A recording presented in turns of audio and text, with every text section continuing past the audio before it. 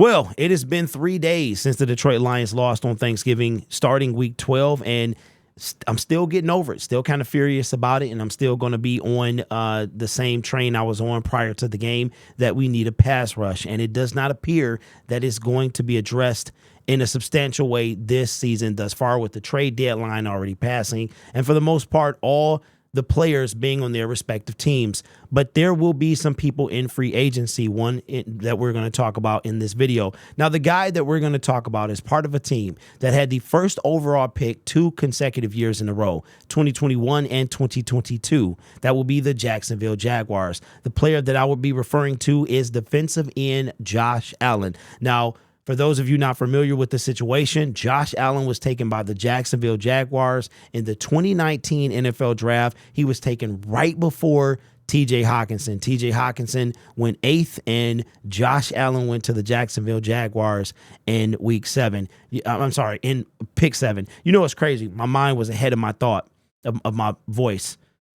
What's crazy about this whole thing is that the Jacksonville Jaguars have kind of been, for a couple of years there, were the picks right before the Detroit Lions. How crazy is that? We have been slightly better than the Jacksonville Jaguars in the past couple of years. But Josh Allen was out there a wrecking ball. You pair him up with former first overall pick, Trayvon Walker, and you have quite the duo out there on your defensive line.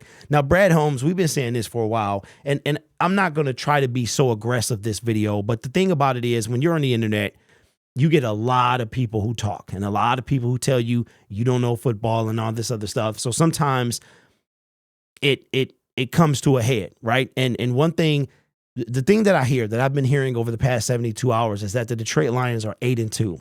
First of all, let's start this. Let's say this. For those of you who haven't fully shaken SOL, it's easy to go back there. Then you have SOL tendencies, SOL PTSD, where you want to go back to SOL. I don't want to go back to SOL. That's not where I'm going. But I do see things that need to be addressed.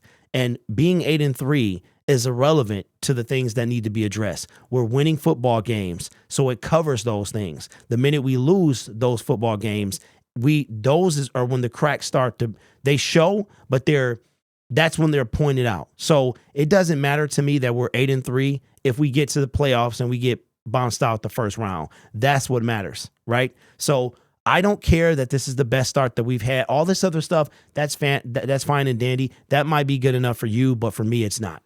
It's not. What's good enough for me, this year, making the playoffs is not good enough. Winning a playoff game and winning the division title is the minimum I would stand for this year.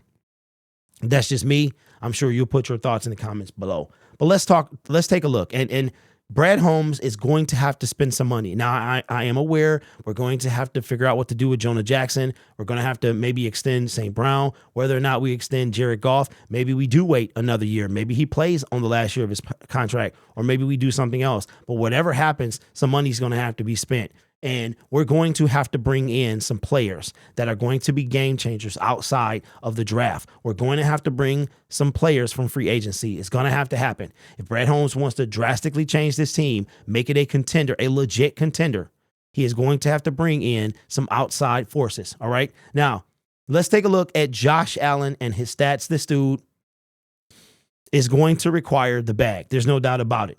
He's on the last year of his deal, assuming he escapes Jacksonville with either not getting franchise tag or not signing a deal there.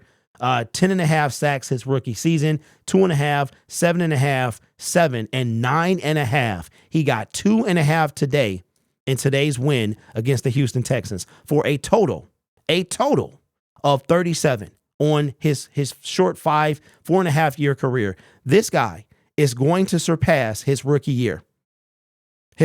Now, to give you an example of where we're at, Aiden Hutchinson has right now 5.5.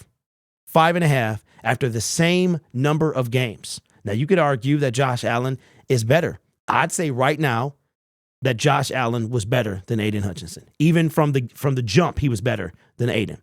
Aiden has a long way to go. He can get to that level, but he's not there yet. Love me some Hutch, but I got to call a spade a spade. Now, here is what Josh Allen, he will be a unrestricted free agent going into 2024. So again, he has to escape the Jacksonville Jaguars by not being franchise tagged, or he is going to have these ads pop up, or he's going to have to not re-sign there as well. Now, let's see what he's making this year. He's making $10 million this year.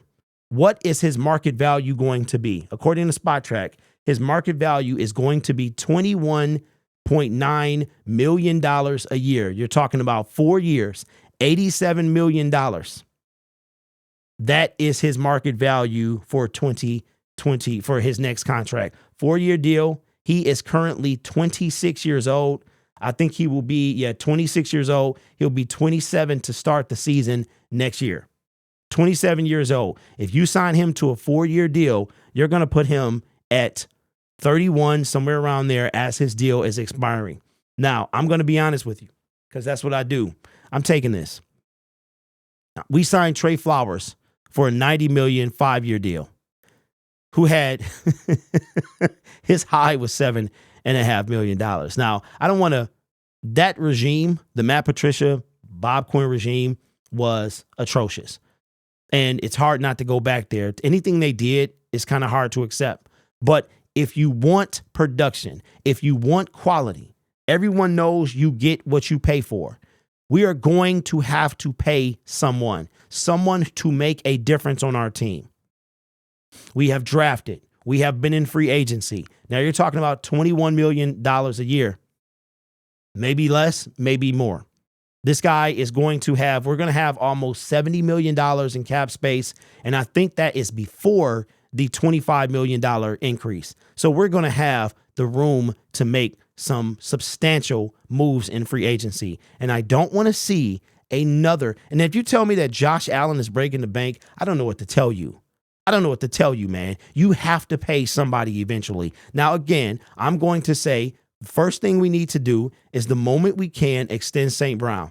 If we're going to extend Jared Goff, I don't mind if we do. Extend Jared Goff. Re-sign Jonah Jackson if the deal is not too high. Take care of our internal guys first. I'm fine with that. Then, before the draft hits, go out. We need a cornerback and we need a defensive end immediately. Spend some money. Get a quality guy. Get a quality guy, a difference maker. The time is past, ladies and gentlemen. What are you going to say next time? We're in year 4 of a rebuild? We're in year 4 of a rebuild. Now, let's be clear. I got to say something, too. I can't believe how many people, if you've listened to this point in the video, I want you to put hashtag Goff in his bag. If you believed that I was saying trade Jared Goff, you need to work on your listening skills. You need to work on your reaction, to read and think and process before you react.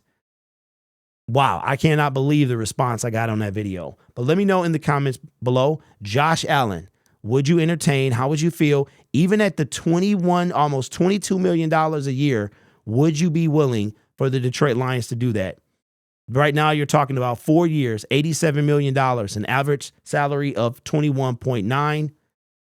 He reminds me a lot of Brian Burns, but he plays a lot more on the line than Brian does. So let me know your thoughts in the comments below. Had to take a few days off, man. Was irritated, needed some time away to detox from the internet. You guys are awesome. Take care of yourself and each other. And as always, go Lions.